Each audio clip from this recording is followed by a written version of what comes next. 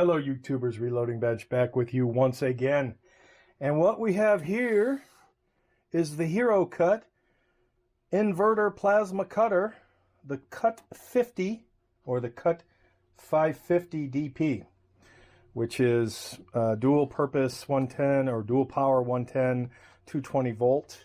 And one of the reasons, so I've been thinking about a plasma cutter for years. In fact, I'll have to go back and look on when I did my welding setup. It's been a few years. My welder is from Harbor Freight, and it was, I can't remember the model number, but it was a lot of money for the time. And I think that welder is more expensive now than it was when I bought it. And its comparable plasma cutter is almost the same price. And to me, for the amount of plasma, or excuse me, the amount of metal I would be cutting with a plasma cutter, just wasn't worth it for that. You know, I wasn't going to go out and buy a miller for my welding, spend that money, because I don't weld for a hobby or profession, very, very seldom. But I think it's a cool skill to have. And depending on when this video is posted, you know, I'm taking a welding class at summer school this summer at the community college. But I stumbled across somebody who's doing a video on Amazon plasma cutters, you know, or rather plasma cutters from Amazon, you know, super cheapies. And it got me to thinking, especially since I'm assembling my unisaw cabinet. There's a video I'll post, if I haven't already, on what a nightmare cutting this particular diamond plate was. It was just brutal, freaking brutal. I wouldn't want to do it again. And it got me to thinking, but maybe I'd do it with a plasma cutter. So as I started to assemble the unisaw, I unfortunately learned that my wonderful diamond plate strategy didn't work out as well as I thought it would in terms of hiding the cut imperfections, simply because of how that base is constructed. So I have come up with another idea that allows me to kill two birds with one stone, and that second bird is plasma cutting. So the first bird is redoing potentially the diamond plate cut, but instead of cutting with a combination of jigsaw and bandsaw, I would use this plasma cutter. So this is the latest addition to the channel, and before I order more diamond plate, I will take this out and experiment on this before I spend the money on yet another overpriced piece of diamond plate that may show up all scratched and shitted up like the other handful did that I made videos on, which I don't know if are out there yet on my channel. I don't believe they are, because I'm trying to space out the unisaw stuff, because I believe people don't like the unisaw stuff as much as, say, the reloading stuff. So I went out and I looked on the rainforest for what I would say is a reasonably priced, based on its features, plasma cutter. And this is beyond lightweight, very orangey. My looks like the default is 220. We've got tube in here. Hopefully that's for the filter or the regulator, or both. Let's see what we've got here. What we've got here, it's very pumpkin-ish. Reminds me of pumpkin spice from Starbucks. So it's a small unit. What do we got here?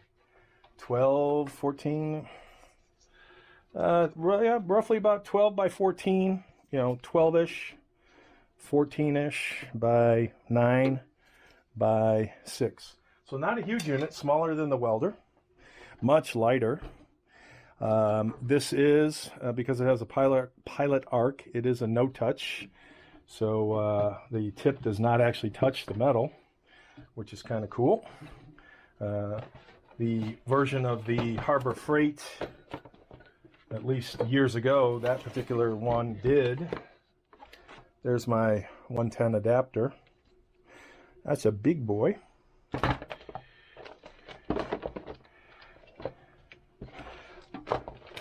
A little cheesy, but again, you get what you pay for. This is not high-end stuff. I will be reading the instructions, but you know, from what I've seen, this is as straightforward as, you know, attach.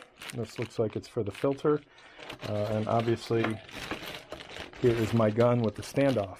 So the standoff keeps that tip, or it should keep the tip, from touching the metal. We'll find out right now. Yes, it's about 1/16 of an inch away. So this is as simple as plugging all of these adapters into here, attaching the filter, the ground, and the compressor, and then turning everything on, putting on my goggles, and cutting. So it's a little, you know, less complicated, I would say, than a welder is. Looks like a pretty straightforward water filter. It looks like the regulator's built in, so this is just a water filter from what I can tell. Or maybe this does regulate the pressure for here, because I don't see any way to regulate the pressure here or in back. So, and that's the air in. So air in better have a better way of coming in than what I'm seeing. And yes, it is returnable, as is everything I buy. There's the allergies. Everything I buy from the rainforest. I want that peace of mind that if I spend, you know, a couple $100 on something, it's actually going to work. And I'm not seeing. So I'm wondering, a couple of replacement parts. I'm wondering, this air in, if that is for here. Let me bust out the directions for a second, because I would think the compressor is going to come in from here onto this regulator. That's what I'd be thinking, at least. Let's see what we got here. Looks like the directions are pretty straightforward.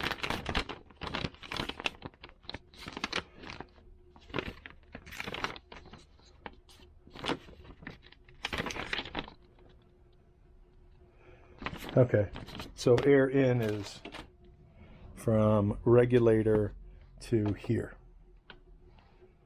And you can't see what I'm talking about. This particular cheesy, which is why they probably have the clamps. So it doesn't look overly complicated. Looks pretty easy to set up, and I'm guessing this is for the bottom of the regulator. Yeah, how to use the air regulator. Air in, air out.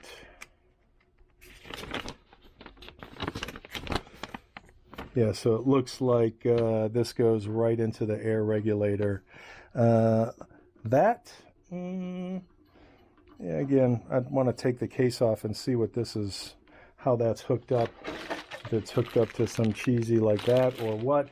But again, this is not an expensive plasma cutter. It's probably 1/4 the cost. It actually is 1/4 the cost of the Harbor Freight. So I will put everything together. I'll show it connected, and probably video 2 will be the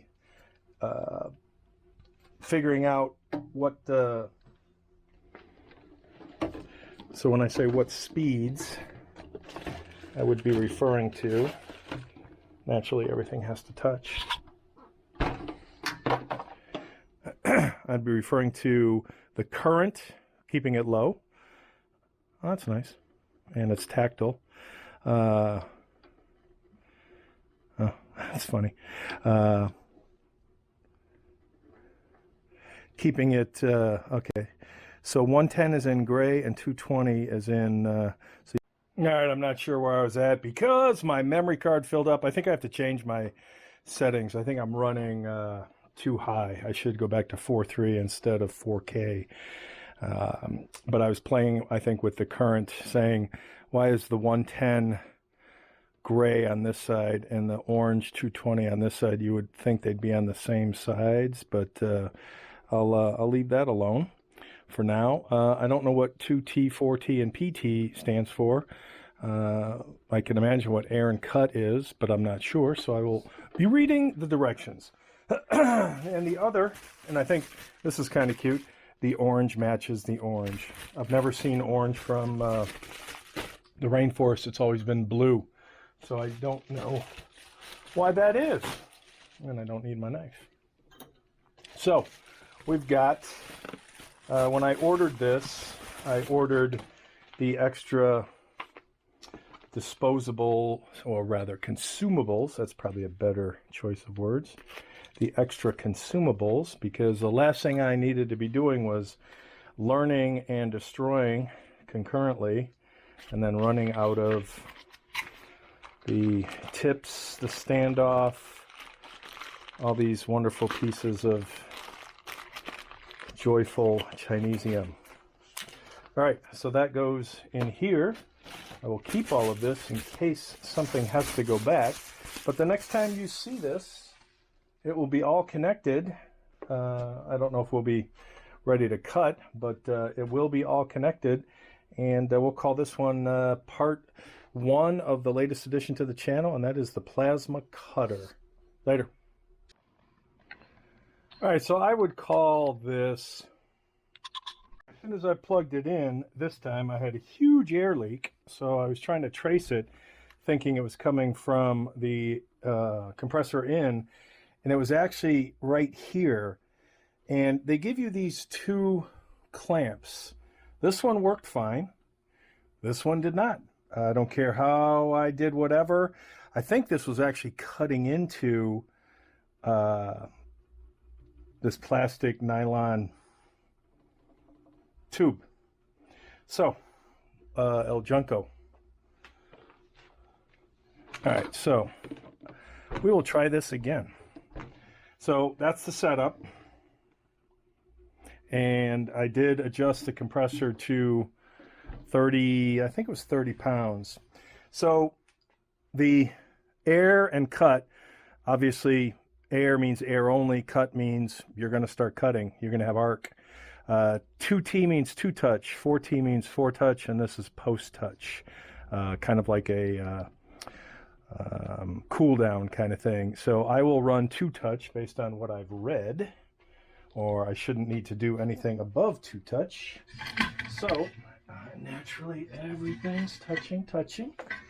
So we will once again try to connect this right-handed. I do not have an air leak this time. I will hold this.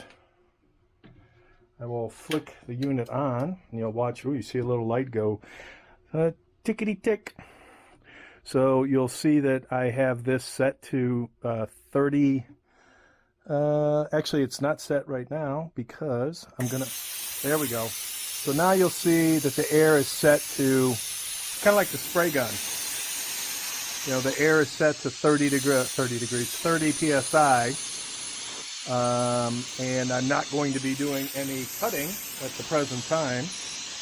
So everything is ready to go. So it's kind of just like the spray gun. It'll jump up, and then because of what's feeding it, and as soon as I decouple the air, you should see that drop. And it does.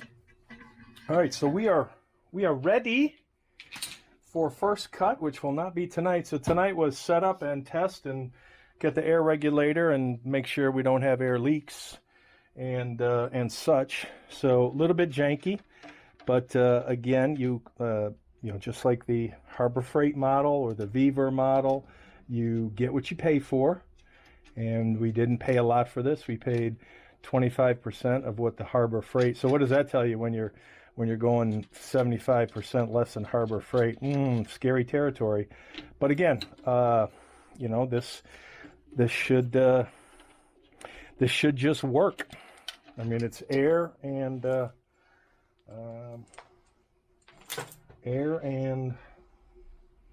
torchy. That's an air torch, literally. But yeah, we're all set. So everything's connected. I'll leave this on until this gives me problems, and then I'll probably go with a potentially another zip tie. But I thought that was kind of funny. These were really quirky to get turning too. So I don't know if these are just super cheesy or what. But I mean, everything's there. Everything, you know, I'm going to use the term works, at least to my limited knowledge. So the next video will be a test cut on the aluminum, and based on what the manual said for aluminum, 110 volt aluminum up to 4 millimeters, 25 amp, 50 psi. So we're going to be cutting less than a millimeter. So we're going to run at 15 amp and 30 psi, and we're going to see what that does. You're supposed to drag cut. So you would, I don't have my piece of anything. So you would drag this as opposed to pushing it. So we'll test to see which side of the diamond plate is the better side to cut. Speeds, feeds, and how fast you drag is going to depend on what the quality of the cut looks like. So we'll play around probably this weekend. Later.